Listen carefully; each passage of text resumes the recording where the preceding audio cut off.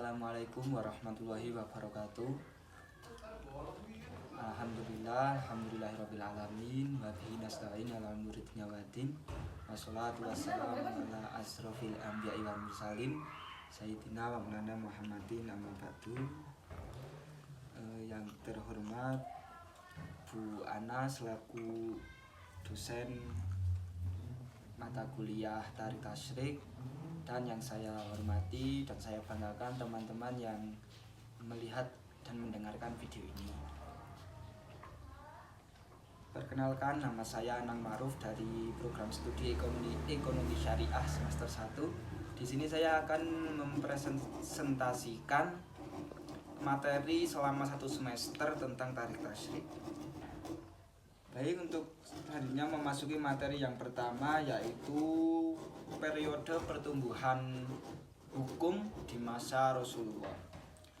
Periode pertumbuhan hukum Islam pada masa Rasulullah SAW dimulai sejak diutusnya Rasulullah sebagai nabi dan rasul pada tahun 610 Masehi hingga wafat beliau pada tahun 632 Masehi.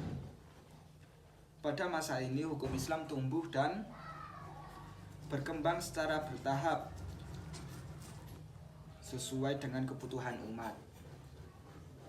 Sumber hukum utama adalah Al-Quran dan Sunnah. Rasulullah SAW berperan sebagai penyampai wahyu, penafsir hukum, pelaksana hukum, dan hakim dalam menyelesaikan sengketa. Hukum Islam pada masa ini bersifat fleksibel, realistis, dan berorientasi pada kemaslahatan umat. Jadi pada periode ini hukum Islam menganut keputusan Rasulullah SAW. Jadi selanjutnya materi yang kedua yaitu karakteristik hukum Islam pada masa Rasulullah SAW. Hukum Islam pada masa Rasulullah memiliki beberapa karakteristik utama, yaitu bersumber langsung dari wahyu Allah SWT, bersifat gradual, kontekstual, dan tidak memberatkan umat. Penetapan hukum dilakukan secara bertahap untuk membina keimanan dan akhlak umat. Selain itu, belum terdapat perbedaan mazhab dan tidak ada kodifikasi hukum secara tertulis dalam bentuk kitab fikih. Yang selanjutnya yaitu materi ketiga tentang periode Khulafaur Rasyidin dalam perkembangan hukum dan ijtihad sahabat.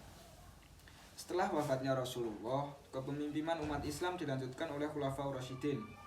Pada masa ini, hukum Islam berkembang melalui ijtihad para sahabat untuk menjawab persoalan baru yang tidak ditemukan secara eksplisit dalam Al-Quran dan Sunnah.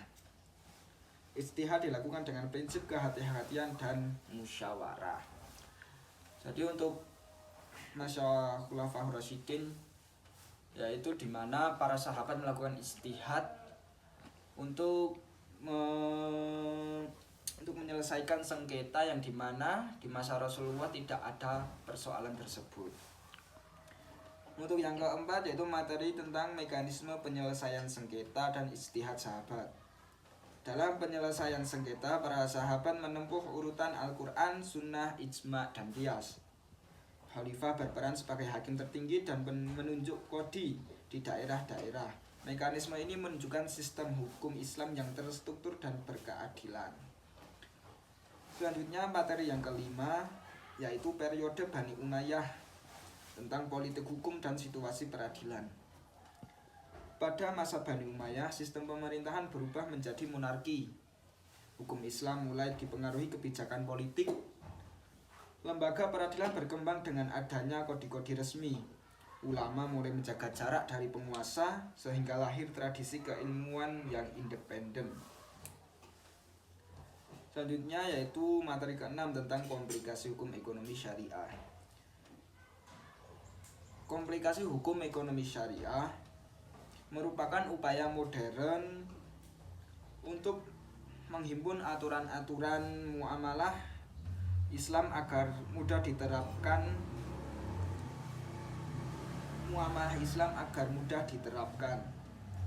Kompilasi ini mencakup akad, akad jual beli, sewa menyewa, bagi hasil, wakaf, zakat, dan transaksi keuangan lainnya. Jadi pada komplikasi hukum ekonomi syariah itu menjelaskan tentang hukum-hukum yang berbasis ekonomi yang menganut ajaran syariah. Kemudian yang ketujuh yaitu peraturan perundang-undangan terkait bisnis ekonomi syariah. Di Indonesia, ekonomi syariah diatur melalui berbagai peraturan seperti Undang-Undang Nomor 21 Tahun 2008 tentang perbankan syariah, Undang-Undang Nomor 3 Tahun 2006 tentang peradilan agama, dan kompilasi hukum ekonomi syariah atau sering disingkat KHIS, serta regulasi OJK dan Bank Indonesia. Materi yang ke-8 yaitu pembentukan mazhab dan pembukuan fikih. Pada abad kedua dan ketiga Hijriah, lahirlah mazhab-mazhab fikih besar seperti Imam Hanafi, Imam Maliki, Imam Syafi'i, dan Imam Hambali. Pada masa ini fikih mulai dibukukan secara sistematis dan ilmu ushul fikih berkembang pesat. Kemudian yang ke-9 yaitu tasyrik pada masa taklid dan jumud. Pada periode ini umat Islam cenderung mengikuti pendapat mazhab secara taklid. Aktivitas ijtihad menurun dan hukum Islam mengalami stagnasi atau jumud.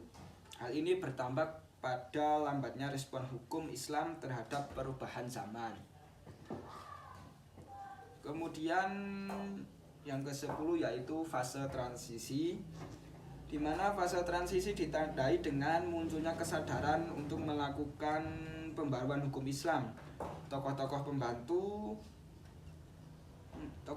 pembaharu menyerukan pembukuan kembali pintu ijtihad agar hukum Islam mampu menjawab tantangan modernitas.